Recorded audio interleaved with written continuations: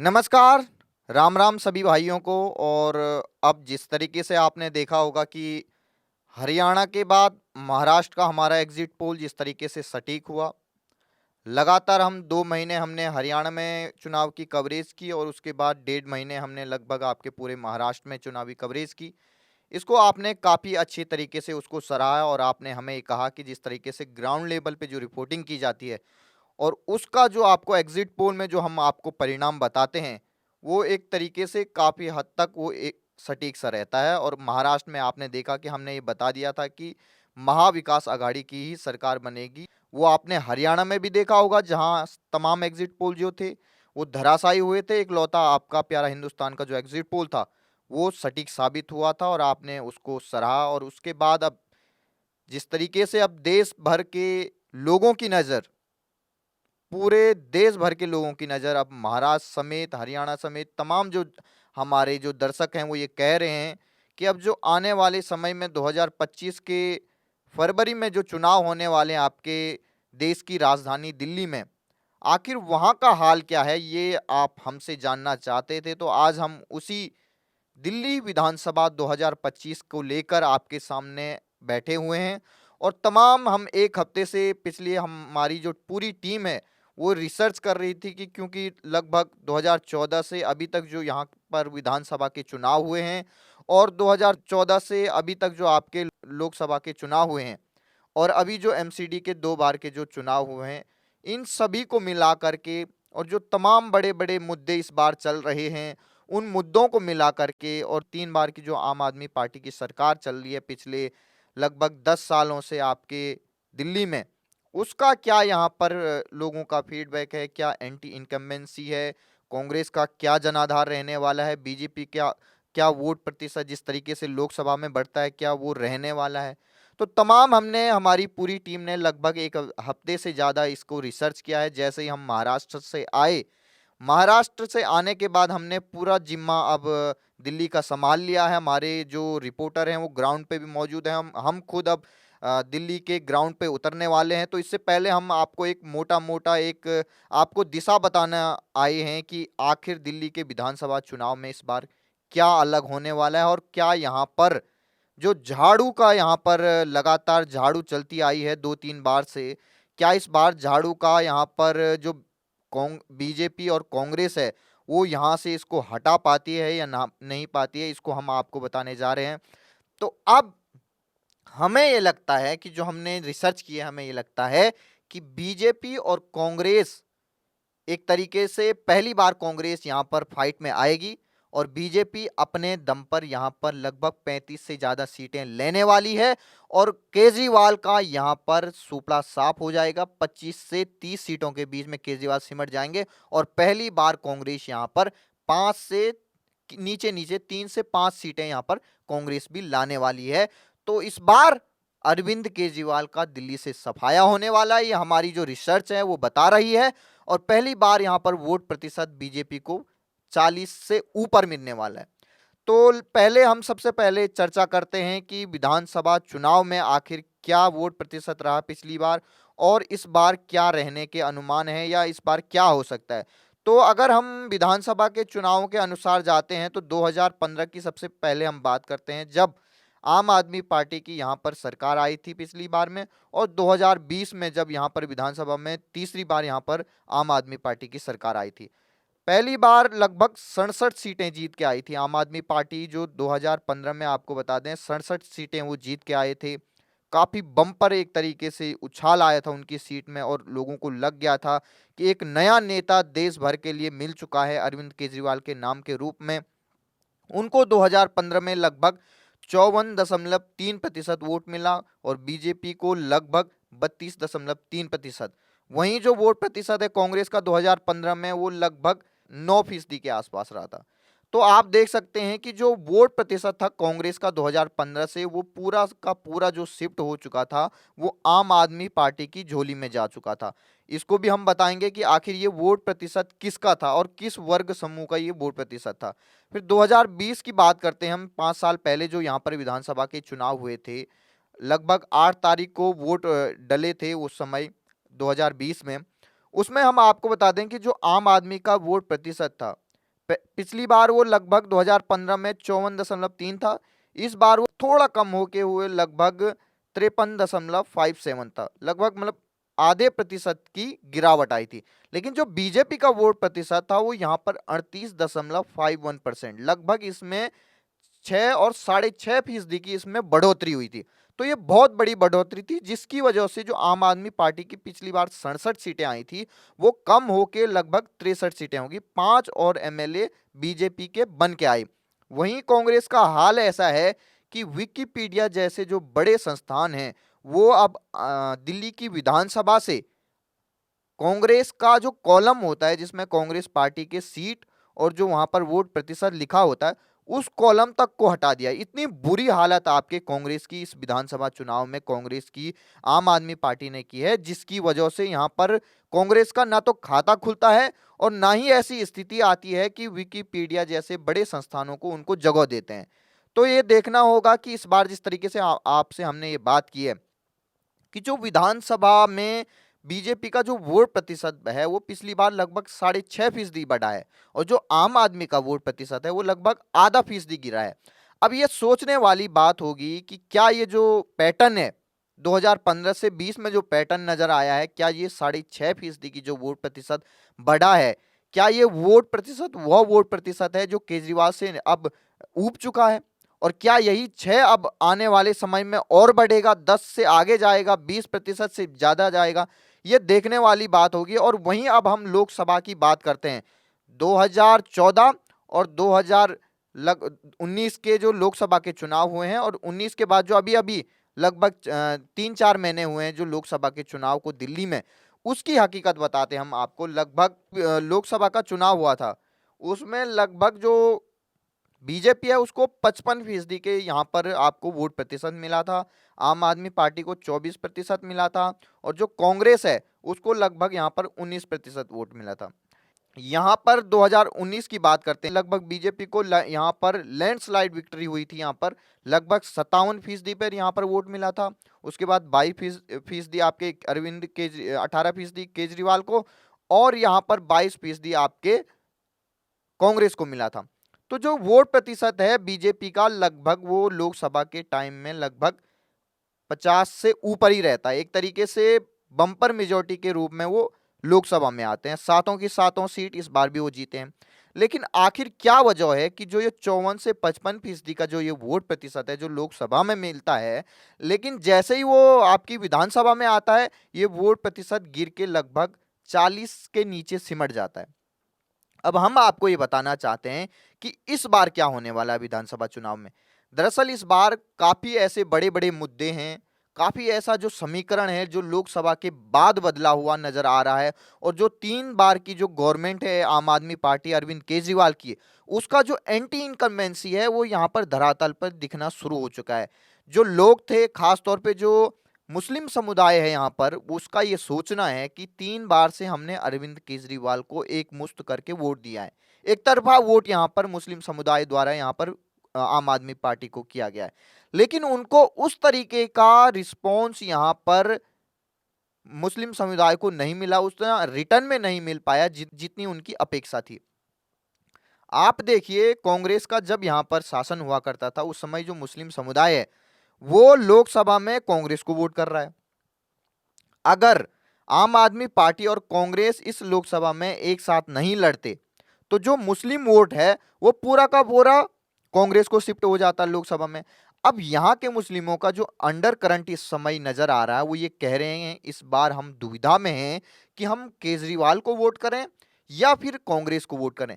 तो एक जो शंका है इस बार अरविंद केजरीवाल के मन में वो ये साफ तौर पे दिखाई दे रही है कि जो मुस्लिम समुदाय है, अल्पसंख्यक वोट है, वो इस बार काफी बड़ी तादाद में इस बार कांग्रेस को शिफ्ट होने जा रहा है। ये आप पहली बार देखेंगे, हम आपको पहली बार ये बताने जा रहे हैं कि जो अल्पसंख्यक वोट है यहाँ पर लगभग 12% वो इस बार बंटने जा रहा है, उसमें बंटवारा हो रहा है और काफी बड़ी तादाद में यहाँ पर कांग्रेस को ये वोट प्रतिशत शिफ्ट हो रहा है, जिसकी भनक अब केजरीवाल को लग गई है। इसलिए वो तमाम बड़े बड़े मुस्लिम मौलानाओं से और उनके धर्मगुरुओं से और उनके बड़े बड़े नेता जो हैं आपके, उनसे बातचीत, उनकी बैठकें, अंदरूनी बैठकें गुप्त रूप से चल रही हैं।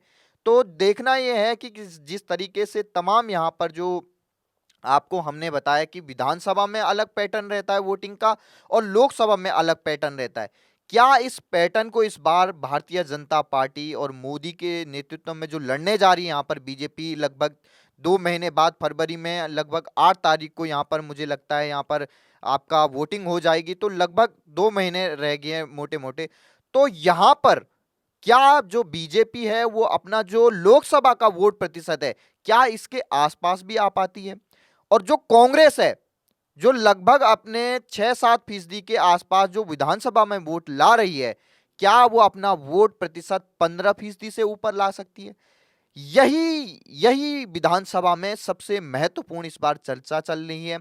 11-12% जो मुस्लिम समुदाय का वोट है, अगर उसमें बंटवारा होता है, 5 से 6% भी अगर मुस्लिम समुदाय का वोट अगर कांग्रेस के पास चला जाता है, तो ये 10 से 12% कांग्रेस के पास आ गया। और उसके बाद सबसे बड़ी जो अड़चन इस बार केजरीवाल के सामने आ रही है, वो आ रही है इस बार जो दलित और ओबीसी, एससी, एसटी जो समाज है, उसका मोह भंग होता हुआ नजर आ रहा है, जो सबसे ज्यादा यहाँ पर तादाद में है। लगभग मैं आपको बता दूं ऐसे यहाँ पर सीटें हैं जहां पर एससी समुदाय, दलित समुदाय के जो नेता हैं, उनकी जिस तरीके से अनदेखी हुई है, और जो बड़े बड़े मंत्री लेवल के दलित नेता बने हैं, चाहे वो आपके राजकुमार आनंद ले लीजिए, जिनका रिप्लेसमेंट हुआ था राजेंद्र पाल गौतम की जगह पर, जिन्होंने जिस तरीके से उनके बड़बोले बयान थे उनके हिंदू समाज के देवी देवताओं के खिलाफ, उसके बाद उनको 2022 में इस्तीफा देना पड़ा, मजबूरन इस्तीफा देना पड़ा। केजरीवाल ने उनको इस्तीफा दिलवाया। और उसके बाद ये देखा जा रहा है कि जब उन्होंने इस्तीफा दिया था राजेंद्र पाल गौतम ने, उन्होंने ये कहा था, जो मंत्री रह चुके हैं आपके केजरीवाल की गवर्नमेंट, उन्होंने ये कहा था अल्पसंख्यक और दलित समुदाय की इसमें केजरीवाल के नेतृत्व में काफी अनदेखी हो रही है, उनको कोई भी विशेष प्रतिनिधित्व नहीं दिया जा रहा है। और जो आपके राजकुमार आनंद है, वो अब जैसे पहले वो बीजेपी में शामिल हुए थे, उसके बाद बसपा में गए और अब कांग्रेस में शामिल हुए हैं, उनका भी ठीक यही मानना था जब उन्होंने इस्तीफा दिया था कि केजरीवाल ने दलितों के साथ धोखा किया है। तो जो दलित समुदाय है यहाँ पर लगभग लगभग मैं आपको बता दूं यहाँ पर 12 ऐसी सीटें हैं जो एससी आरक्षित हैं यहाँ पर। उसमें आपके बवाना आ जाता है, सुल्तानपुरी, मंगोलपुरी और करोल बाग, पटेल नगर, त्रिलोकपुरी, सीमापुरी और गोकुलपुरी और आपके अंबेडकर नगर, ये तमाम वो बड़े बड़े आपको सीटें बता रहा हूं मैं विधानसभा की। 12 ऐसी सीटें हैं जो एससी आरक्षित हैं, और यहाँ पर लगभग सबसे ज्यादा सुल्तानपुरी में 44% दलित समुदाय रहता है। तो ये जो दलित समुदाय है, लगभग 12 सीटें जो उनकी यहाँ पर आरक्षित हैं, और 18 जनरल ऐसी सीटें हैं जहां पर दलित समुदाय लगभग 17 से 20-22% यहाँ पर उनका वोट प्रतिशत, 17 से ज्यादा प्रतिशत उनका वोट परसेंट है। 18 ऐसी जनरल सीटें हैं, तो 18 ये ले लीजिए और 12 ये आरक्षित सीटें ले लीजिए, लगभग 30 सीटें ये हैं जहां पर दलित समुदाय का पूरा एक तरीके से गेम चेंजर वोट प्रतिशत है। वो जिसको चाहेंगे वो वहां पर एक तरीके से विधायक बन के आएंगे। तो जो ये वोट प्रतिशत है, ये वोट प्रतिशत काफी बड़ी तादाद में इस बार बीजेपी की ओर शिफ्ट हो रहा है। यही पैटर्न हमें लोकसभा में दिखाई दिया कि दलित समुदाय और ओबीसी समुदाय द्वारा यहाँ पर बड़ी तादाद में बीजेपी को वोट दिया गया, जिसकी वजह से 54% के प्रतिशत यहाँ पर वोट प्रतिशत मिला था बीजेपी को। और जो यहाँ पर बीजेपी इंडिया अलायंस था, उसको लगभग 45 से नीचे यहाँ पर वोट प्रतिशत मिला था। तो जो इसमें दलित समुदाय है, ये बहुत ही बड़ा रोल प्ले करने वाला है। और जिस तरीके से दलित नेताओं की अनदेखी हुई है यहाँ पर आपके केजरीवाल के सरकार में, उससे दलित समुदाय काफी आहत है। उनका ये कहना है कि जिस तरीके से नेताओं की अपमान हुआ है, इसका बदला अब आने वाले फरवरी में होने वाले चुनाव में वो लेंगे। तमाम हम दलित भाइयों से मिल रहे हैं, उनका यही कहना है कि जिस तरीके से जो सपने हमें दिखाए गए थे कि हम आपका भला करेंगे, बीजेपी तो दलित विरोधी है, बीजेपी संविधान बदलने वाली है, ये जो पूरा नैरेटिव है वो इस बार लोकसभा के चुनाव में पूरा ध्वस्त हो चुका है। और अब जिस तरीके से सबसे बड़ी जो समस्या इस बार केजरीवाल के हाथ में आ रही है, एक तरफ मुस्लिम वोट छटकता जा रहा है, दूसरी तरफ दलित समुदाय का वोट जा रहा है, तो आखिर जो पदयात्रा करनी पड़ रही है केजरीवाल को, ये उसी का परिणाम है कि पदयात्रा करनी उनको पड़ रही है। और उस पदयात्रा में किस तरीके से वो पब्लिसिटी स्टंट कर रहे हैं कि आपके सौरभ भारद्वाज कहते हैं उस पे स्पिरिट फेंक दी गई है, उनको जलाने की कोशिश कर दी जा रही है। एक नेता बोलते हैं उन पे पेशाब फेंका गया है, दूसरे नेता बोलते हैं गंदा पानी फेंका गया है। वहीं जो लोग हैं जब पानी फेंका जा रहा था वो ये कह रहे थे ये तो यमुना का गंदा पानी है जिसमें अरविंद केजरीवाल को डुबकी लगानी थी। तो आखिर जिस तरीके से एक पानी से ही जिस तरीके से बिलबिला गए हैं आम आदमी पार्टी के नेता, तो ये पब्लिसिटी स्टंट हो रहा है। हर बार चुनाव आता है, 2013 का चुनाव आया, उस समय थप्पड़ और घूसे से किस तरीके से मुंह सूजा हुआ था, 27 सीट आ गई उसकी वजह से। फिर उन्होंने 2015 में किस तरीके से माला पहनते हुए थप्पड़ खाया था, किस तरीके से उनकी 67 सीटें आ गई। 20 में उन्होंने ऐसे ही गंदा पानी स्याही फेंक दी, उसकी वजह से उनकी 63 सीटें आ गई। वही पैटर्न इस बार केजरीवाल अपना रहे हैं। एक बार फिर से वो पानी के समस्या को एक तरीके से तेल और पेट्रोल बता रहे हैं, स्पिरिट बता रहे हैं, ज्वलनशील पदार्थ बता रहे हैं और जिंदा जलाने की कोशिश बता रहे हैं सौरभ भारद्वाज। तो ऐसे नेताओं को अब ये सोचना होगा कि जो हमारा पैटर्न पहले से चलता हुआ आ रहा, अब ये जनता बिल्कुल भी बर्दाश्त नहीं कर रही है और दलित वोट, अल्पसंख्यक वोट बड़ी तादाद में इस समय छिटकने जा रहा है। लगभग जो अल्पसंख्यक वोट है यहाँ पर आपके जो सबसे बड़ी विधानसभा सीटें हैं जहां पर 20 से 60% जो मुस्लिम समुदाय का वोट है वो इसमें निर्णायक भूमिका निभा रहा है। इसमें सबसे बड़ी जो सीटें आती हैं उसमें सीमापुरी, गांधीनगर, संगम विहार, चांदनी चौक, आपके गोकुलपुरी और लगभग बाबरपुर, मुस्तफाबाद आता है। उसके बाद किराड़ी है, ओखला है जहां से खुद आपके अमातुल्ला खां आते हैं, बलीराम है जहां पर जामा मस्जिद है। उसके बाद आपका आता है ये मटिया महल आता है, उसके बाद सीलमपुर आता है। तो ये तमाम वो क्षेत्र हैं, लगभग 12 से 13 से सीटें ऐसी हैं जहां पर मुस्लिम समुदाय का वोट है, निर्णायक भूमिका में है। 20 से 60% के बीच में उनका वोट प्रतिशत है। अगर इसमें बंटवारा हो जाता है तो इस बार ये पहली बार होगा 2014 के 15 के बाद कि यहाँ पर कांग्रेस का खाता खुलने वाला है और उनकी लगभग 5 से 6 सीटें यहाँ पर अगर आ सकती हैं, ये देखने को मिल रहा है। कांग्रेस की भी 5 से 6 सीटें आ सकती हैं, वो इसी मुस्लिम एरिया से आ सकती हैं। क्योंकि इस बार जो कहा जा रहा है, जिस तरीके से आज केजरीवाल ने ऐलान किया है कि अरविंद केजरीवाल की जो पार्टी है आम आदमी पार्टी, जो इंडिया अलायंस उन्होंने लोकसभा के चुनाव के समय बनाया था, उस अलायंस को तोड़ दिया है और आज कहा है कि आम आदमी पार्टी अकेले दम पर यहाँ पर दिल्ली में लोक विधानसभा चुनाव में इसमें लड़ेगी। तो ये सबसे बड़ा पैर में कुल्हाड़ी मारने का काम यहाँ पर अरविंद केजरीवाल ने किया है, क्योंकि उन्हें ये घमंड है कि जो दलित वोट है, जो अल्पसंख्यक वोट है, वो हमसे छिटकने वाला नहीं है। लेकिन अंदरूनी जो रिपोर्ट है आम आदमी पार्टी की भी खुद पार्टी के अंदर से आ रही है, नेता नाराज चल रहे हैं, नेता खुद अपने क्षेत्र में जाने से कतरा रहे हैं। कहीं चप्पलों से उनका स्वागत हो रहा, कहीं जूतों से स्वागत हो रहा। खुद अरविंद केजरीवाल को सामना करना पड़ रहा है विरोध का।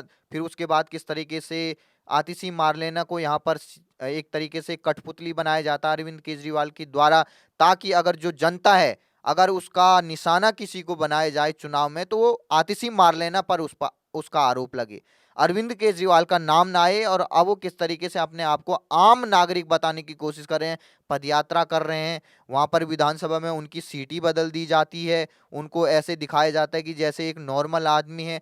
तो वो तमाम दौर आ चुका है।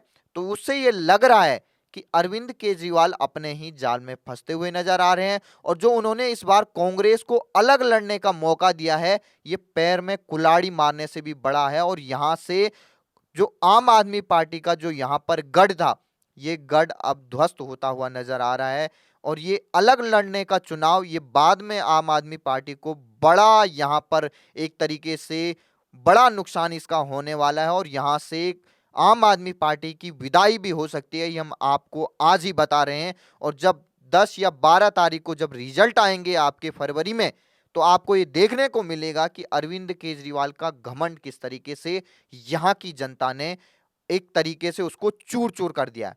अब सबसे बड़ी बात आती है, ये हमने आपको वोट प्रतिशत की बात बताई, हमने आपको जातिगत आधार पे किस तरीके से मुस्लिम वोट कितने हैं, दलित वोट कितने हैं आपके, और सबसे बड़ा फैक्टर जो यहाँ पर है वो है पूर्वांचली वोट।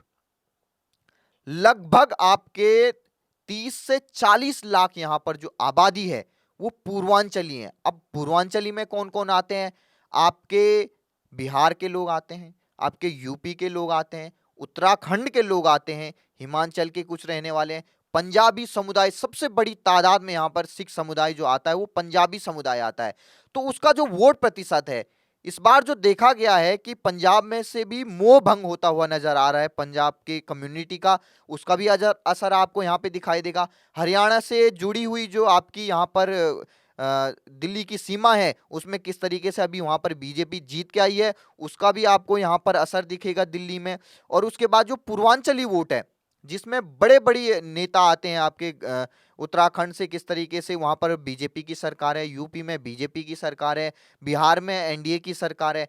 तो तमाम जो लोग हैं पूर्वांचल से आते हैं उनका इस बार निर्णायक भूमिका में रहने वाली है। किस तरीके से पूर्वांचलियों के दम पे ही जो सिसोदिया हैं, मनीष सिसोदिया, वो हारते हारते अपनी सीट को बचे थे। बड़ी मुश्किल से उन्होंने रवि नेगी हैं जो उत्तराखंड के रहने वाले हैं, बड़े नेता हैं यहाँ पर उत्तराखंड के, उनसे बड़ी मुश्किल से वो जीत पाए थे। कांटे की टक्कर, आखिरी तक वो पिछड़ते हुए नजर आए थे, लेकिन आखिरी के चंद जो वोटिंग जो गिनती हुई उसमें उन्होंने बाजी मार ली। और अब उनकी हालत ऐसी है कि रिपोर्ट ये बता रही है कि मनीष सिसोदिया को पड़पड़गंज विधानसभा नहीं लड़ाया जाएगा, क्योंकि वहां हारते हुए उनको दिखाया जा रहा है, इसलिए पड़पड़गंज विधानसभा से लड़ने नहीं जा रहे हैं। ये हम आज आपके सामने ये बता रहे हैं कि पड़पड़गंज से मनीष सिसोदिया नहीं लड़ेंगे, क्योंकि उनको हार का पूरा वहां पर अनुभास पहले से हो चुका था। उनको पहले ये अनुमान लग गया है कि पड़पड़गंज की जनता उनको यहाँ से दौड़ाने वाली है, इसलिए वो वहां से विधानसभा सीट ही बदल रहे हैं। जिस तरीके से अरविंद केजरीवाल अब तमाम पदयात्रा कर रहे हैं दिल्ली में और जो नारे लगाए जा रहे हैं उनकी द्वारा कि फ्री की रेवड़ी खाएंगे और केजरीवाल को फिर से लाएंगे, तो जनता यही नारा बोल रही है कि फ्री की रेवड़ी कहां है। आखिर जो फ्री की रेवड़ी की बात कर रहे हैं केजरीवाल, वो फ्री की रेवड़ी है कहां? वो तो रेवड़ी पूरे उनके नेता खा गए, वो राशन कार्ड बनाते समय खा गए। और जो आप ये कह रहे हैं कि फिर से केजरीवाल को लाएंगे, आखिर कब तक लाएंगे, कितना ढोएंगे? यमुना तो तुमसे साफ हो नहीं रही है, डुबकी तुमसे लगाई नहीं जा रही है, और जो लोग डुबकी लगा रहे हैं वो अगले दिन हॉस्पिटल पहुंच जा रहे हैं। तो ये देखना होगा कि जो ये नारे लगाए जा रहे हैं कि फिर से केजरीवाल, नारा दिया जाता ना इनकी तरफ से कि लगे रहो केजरीवाल, अब दिल्ली की जनता कहती है केजरीवाल यहां से निकलो, दफा हो जाओ फटाफट फटाफट। और सबसे बड़ी जो बात आती है, आखिर पिछले 11-12 साल हो गए मुख्यमंत्री रहते हुए अरविंद केजरीवाल को, 3 से ज्यादा बार वो यहाँ पर मुख्यमंत्री रह चुके हैं। 2013 में किस तरीके से उन्होंने यहाँ पर 49 दिन की सरकार चलाई थी, उसके बाद इस्तीफा देकर कहा था कि ऐसी कुर्सियों पे लात मारता हूं। उसके बाद उनकी किस तरीके से यहाँ पर सबसे ज्यादा सीटें आई, 67 सीटें आई 2015 में। उसके बाद यहाँ पर 20 में आपने देखा होगा किस तरीके से यहाँ पर लगभग एक तरीके से 63 सीटें आई।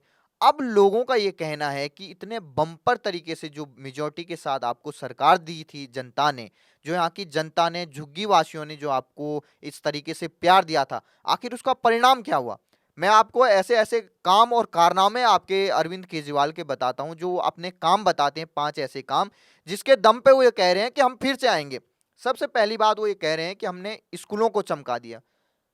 बात तो सही कह रहे हैं कि स्कूलों को चमका दिया, जो पेंट वेंट लगाए उससे तो चमक गए, लेकिन आखिर ये देखिए कि किस तरीके से जो आपके दिल्ली के सरकारी स्कूलों की अंदर की हालत है, अंदरूनी हालत, जो वहां पर छात्र हैं उनको पहाड़ा तक नहीं आ पा रहा है, उनको एबीसीडी नहीं आती है, 6 में चले गए हैं, 7 में चले गए हैं।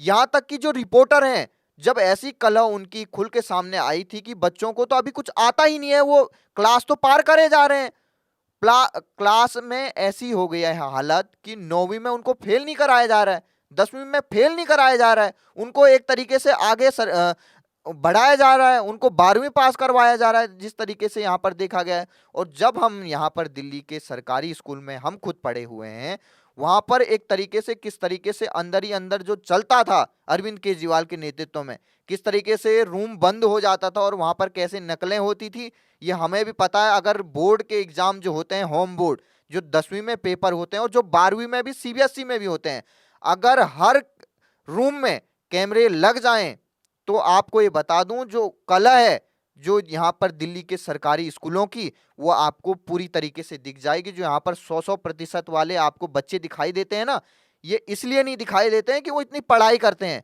वो इसलिए होता है कि कुछ ना कुछ अंदरूनी तरीके से, जिस तरीके से उनके बड़े बड़े जो विधायक हैं, जो मंत्री हैं, वो ये कहते हैं ना, कॉपी पूरा भर दीजिए, कुछ भी लिख लीजिए, आपको यहाँ पर, यहाँ आपको उसमें नंबर मिल जाएगा, आप कुछ भी लिख दीजिए, कोई भी निबंध लिख दीजिए, कोई भी बॉलीवुड के गाने लिख दीजिए, बस कॉपी भरी होनी होनी चाहिए और आपको पूरे के पूरे अंक मिल जाएंगे। इस तरीके से जो आपने देखा होगा कि दिल्ली का लगातार जो स्कूल में जो परफॉर्मेंस है 10वीं में और 12वीं में जो छात्रों की है, वो बढ़ती जा रही है। कभी अंदर झांक के देखिए, आपको पता लग जाएगा कि स्कूलों की हालत कैसी है। दूसरी जो आती है मोहल्ला क्लिनिक, मोहल्ला क्लिनिक में कैसी हालत है आपने भी देखे होंगे। कोरोना काल में पूरी कलौ खुल के आ गई है। जिस तरीके से डॉक्टरों द्वारा पर्ची बनाई जाती है, दवाइयाँ जो एक्सपायर मिल रही हैं, दवाइयाँ जो लिख के जो डॉक्टर हैं वो बाहर को भेज देते हैं, और जो अरविंद केजरीवाल की फैमिली है, वो कहाँ कहाँ अपना किस किस का इलाज होता है, कहाँ होता है, बेंगलोर जाते हैं, क्या करते हैं, ये आपको भी पता है। कहाँ-कहाँ उनके बड़े-बड़े मंत्री हैं, कहाँ-कहाँ इलाज कराते हैं, एम्स में कराते हैं, कहाँ कराते हैं, ये आपको पता है।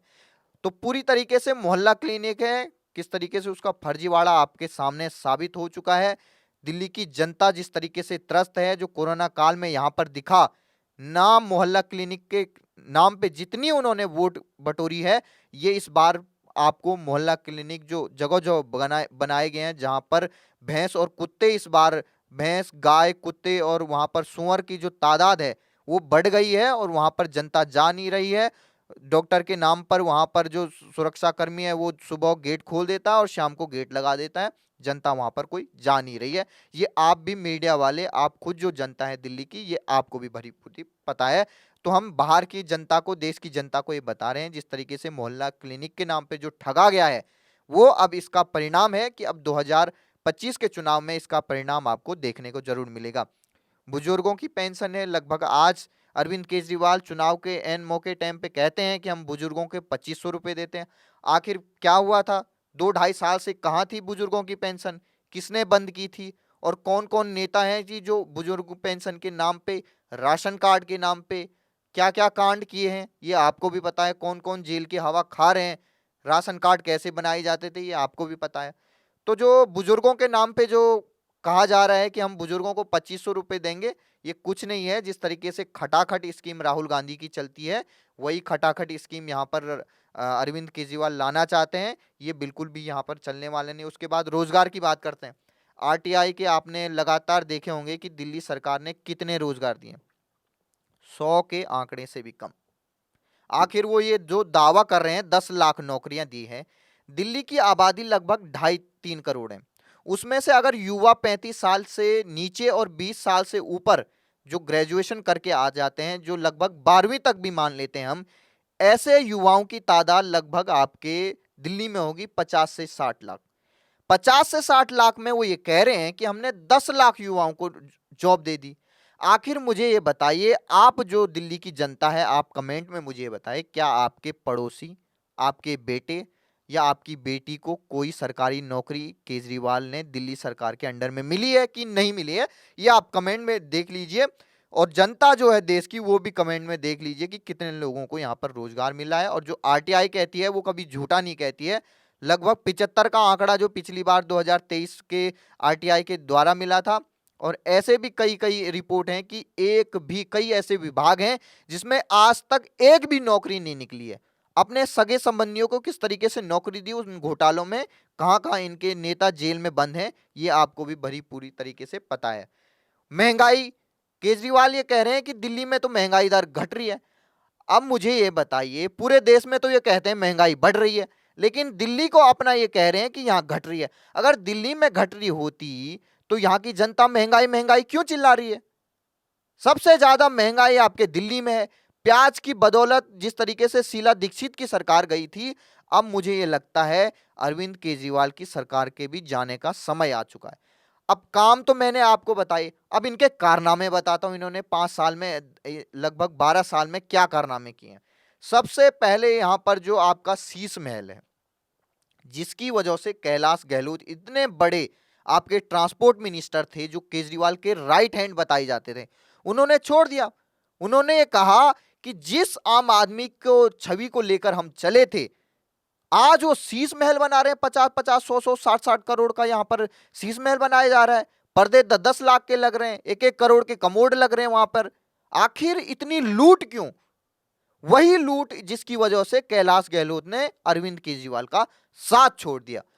आज लगभग प्रदूषण यहां पर 1000 के पॉइंट को भी पार कर चुका है। AQI जो यहां पर है 1000 पार हो चुका है।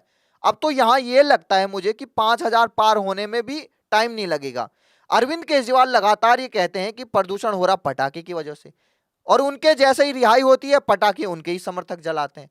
पराली वो किस तरीके से, एक बड़ा खुलासा ये हुआ है कि पंजाब में जो पराली है वो पहले से ज्यादा बढ़ गई है, लेकिन वो पराली इसलिए नहीं दिखाई दे रही है सैटेलाइट से अमेरिका की, क्योंकि जैसे ही 2 बजे के बाद वो सैटेलाइट पंजाब से गुजरती है, वैसे ही वहां के जो आपके ऑफिसर हैं, जो आपके सरकारी ऑफिसर हैं, उन्होंने किसानों को ये कहा है कि आप पराली जलाइए, धूमधाम से जलाइए, लेकिन 2 बजे के बाद जलाइए। तो कितना खतरनाक षड्यंत्र एक तरीके से दिल्ली की जनता से कर रहे हैं केजरीवाल। पंजाब में ये दिखा रहे हैं कि पराली नहीं जल रही है, क्योंकि सैटेलाइट जो है वो 2 बजे के बाद चली जाती है, उसके बाद वो आंकड़ा इकट्ठा नहीं कर पाती है। और वहीं जो बाकी देशों की सैटेलाइट है उसमें पूरा दिख रहा है कि किस तरीके से पराली सबसे ज्यादा जल रही है पंजाब में। एक तरीके से छलावा किया जा रहा है। और जो यहाँ पर स्मोक टावर की बात की जा रही थी, आज प्रदूषण यहाँ पर 500, 600, 1000 पार हो चुका है। कहां है वो स्मोक टावर, कहां है वो स्वच्छ हवा? फ्री में प्रदूषण बांटा जा रहा है। लगभग 40 सिगरेट यहाँ पर दिल्ली की जनता यहाँ पर हमेशा डेली पी रही है, इतना प्रदूषण यहाँ पे है। लगभग यहाँ पर आपके जो बुजुर्ग हैं उनकी आयु कम हो रही है, वो जल्दी अस्थमा के मरीज बन रहे हैं, श्वास जैसी समस्याओं से उनको जूझना पड़ रहा है। आज मोहल्ला क्लिनिक और दिल्ली के अस्पतालों में जाइए, सबसे ज्यादा लंबी लाइन खांसी और फेफड़ों से जुड़ी हुई बीमारियों की लगी हुई है। जाइए आप, इतनी बड़ी महामारी किस लिए फैल रही है यहाँ पर? इसी वजह से कि क्योंकि यहाँ पर प्रदूषण की भारी तादाद में हो गया है। फिर यहाँ पर जो टैक्सी थी यहाँ पर दिल्ली में, उनके यहाँ पर बोला गया कि आपको पैनिक बटन लगाना अनिवार्य होगा। 10-10, 5-5, 10-10 हजार उन टैक्सी वालों से लिया गया। उनसे यह कहा गया कि जिस टैक्सी में ये पैनिक बटन नहीं होगा वो टैक्सी बंद करा दी जाएगी। इतना बड़ा घोटाला। लगभग आपके दिल्ली में 50 से 60 लाख ऐसी जो कारें हैं जो एक तरीके से आपके टैक्सी में चलती हैं, उन पे पैनिक बटन लगाने का काम किया। तो 10-10 हजार के हिसाब से आप लगा सकते हैं कितने हजारों करोड़ का है। वो काम ही नहीं करता है। अगर आप उस पैनिक बटन को दबाएंगे तो उस दबाने से आपको तो लगेगा कि पुलिस आ जाएगी, लेकिन जब तक आप उतर जाएंगे तब तक पुलिस को भी पता नहीं लगेगा कि आखिर वो पैनिक बटन काम क्या कर रहा है। आज देखिए वो टैक्सी वाले कितना बड़ा प्रदर्शन कर रहे हैं, जिनसे इतनी बड़ी लूट की गई है केजरीवाल की सरकार द्वारा। ऑटो वाले वही कह रहे हैं, ऑटो वालों से वोट लिया गया, ऑटो वालों ने इनकी सरकार बनाई, आज उन ऑटो वालों को किस तरीके से लूटा खसूटा गया है। और उसी तरीके से जो यमुना की सफाई की बात की थी, यमुना की हालत आज कैसी है कि जिस यमुना के पानी को छिड़कने से ही केजरीवाल इतने बिलबिला गए कि उन्होंने कहा कि मेरे को जलाने की कोशिश की गई। वो यमुना के पानी से डर गए।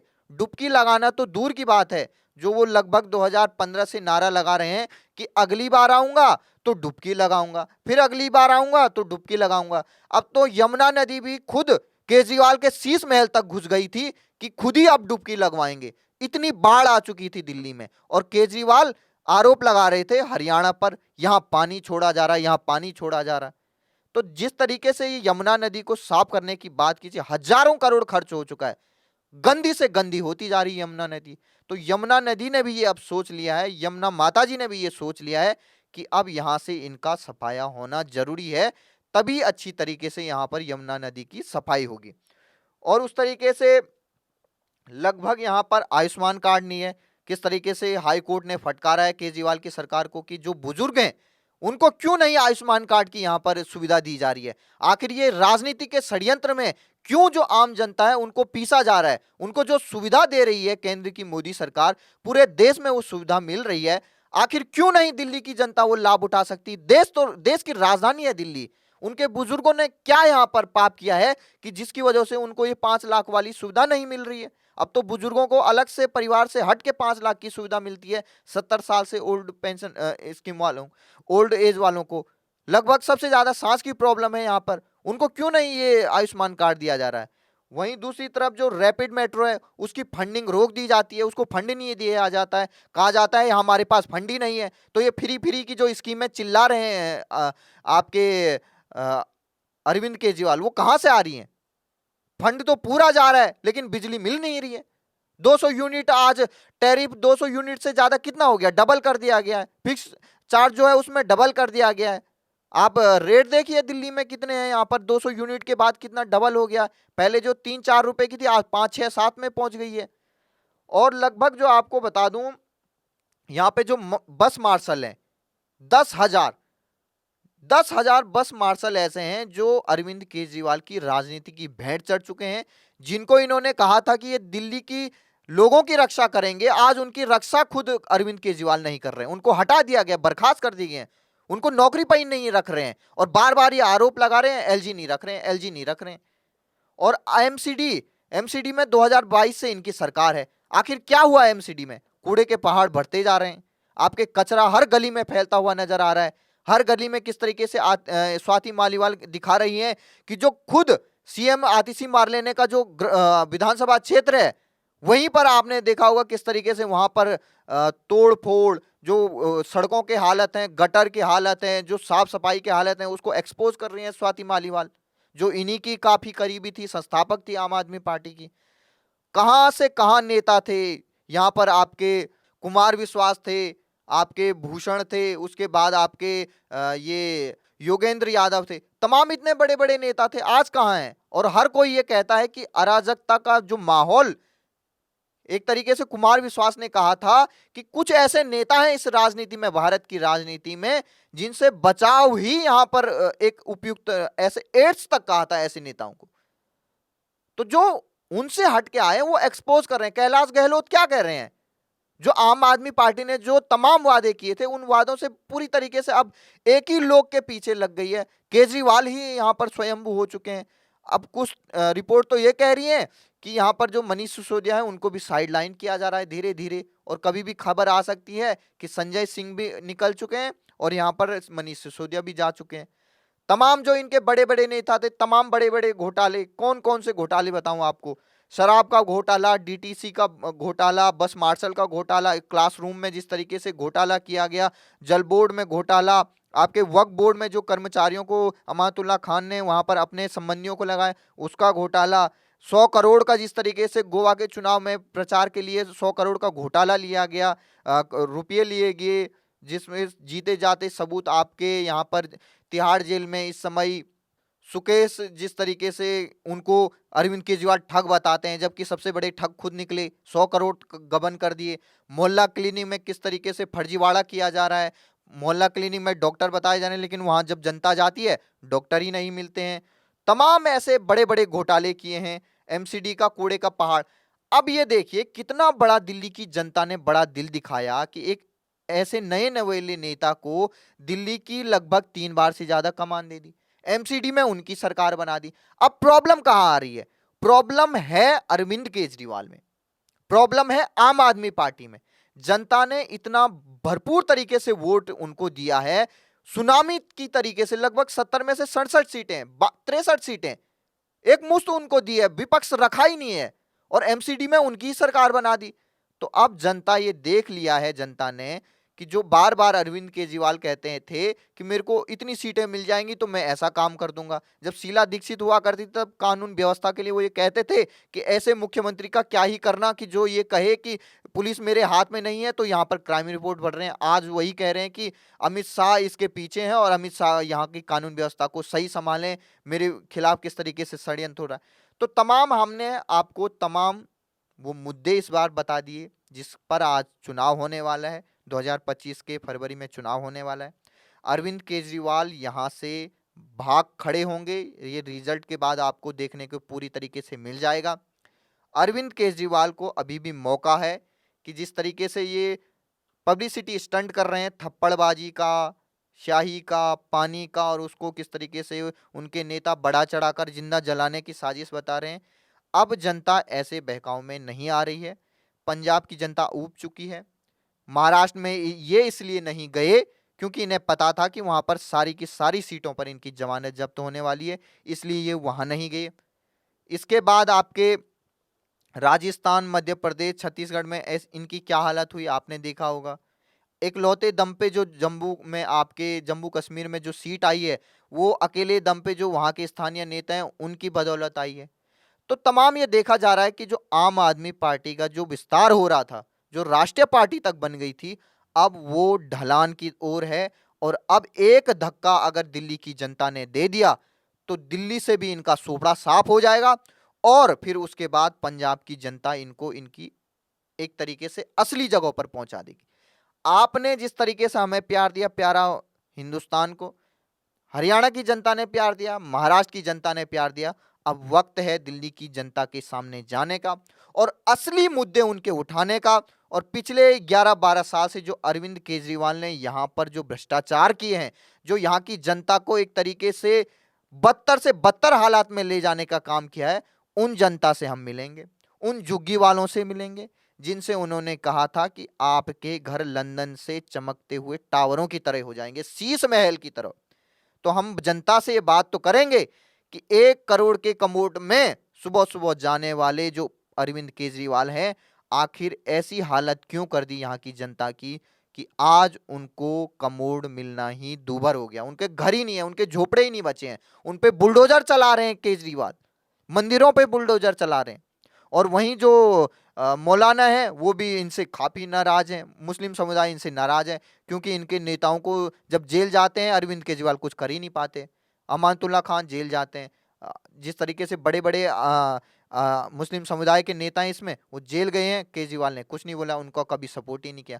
तो आपने जो हमारी ये रिसर्च देखी है महाराष्ट्र के बाद, जो सटीक एग्जिट पोल दिया था हमने, अब हमारा ये अनुमान है कि यहां से आम आदमी पार्टी के झाड़ू के हाथ में लेकर केजरीवाल विदा होने वाले हैं। अब वो पंजाब में कुछ साल रहने वाले हैं। वहां से ये लग रहा है कि अब जैसे ही यहां से विदाई होगी अरविंद केजरीवाल की, तो उसके बाद भगवंत मान की कुर्सी पर खतरा है, क्योंकि केजरीवाल बिना गद्दी के रह ही नहीं सकते। उनको गद्दी के बिना वो बैठ ही नहीं सकते, चाहे वो जहाज की गद्दी हो, चाहे वो बड़े बड़े महंगी महंगी गाड़ियों की गद्दी हो, और चाहे वो आपके प्राइवेट जेट की गद्दी हो। बिना गद्दी के अरविंद केजरीवाल कहीं नहीं जाते हैं। और वो दिन भी आएगा जिस दिन वो संयोजक की जो आम आदमी पार्टी की गद्दी है वो अपनी पत्नी सुनीता केजरीवाल को बना देंगे। तो देखते रहिए। आपका क्या अनुमान है, दिल्ली की जनता का क्या अनुमान है, बाहर जो आप रहते हैं आपकी क्या अनुमान है कि दिल्ली में क्या होने वाला है? क्या जो बटेंगे कटेंगे वाला नारा था जो महाराष्ट्र में चला, हरियाणा में चला, वही दिल्ली में चलने वाला है? मोदी जी का जो एक रहेंगे सेफ रहेंगे वाला नारा है, क्या वो दिल्ली में चलेगा? और क्या जो अरविंद केजरीवाल के काम और कारनामे जो यहां पर हैं दिल्ली में, उसके आधार पर दिल्ली की जनता इनका यहां से एक तरीके से सफाया करते हैं, ये देखना होगा। आपको क्या लगता है? आप अपना एक तरीके से आंकलन हमें बता सकते हैं। बीजेपी, कांग्रेस और आम आदमी पार्टी की कितनी सीटें आपको लग रही हैं? और जो आम आदमी पार्टी के समर्थक भी हैं, वो भी एक तरीके से खुले दिल से पार्टी को छोड़कर दिल्ली के हित को सोचकर आप भी बताइए कि आखिर दिल्ली के लिए कौन सा नेता सही है और कौन सा अगला मुख्यमंत्री होना चाहिए। हम फिर मिलेंगे, अब जनता के सामने जाएंगे हम, और 2-3 महीने तक हम यहाँ पर चुनावी कवरेज करेंगे। आप उस कवरेज को भी देखिए। जय हिंद।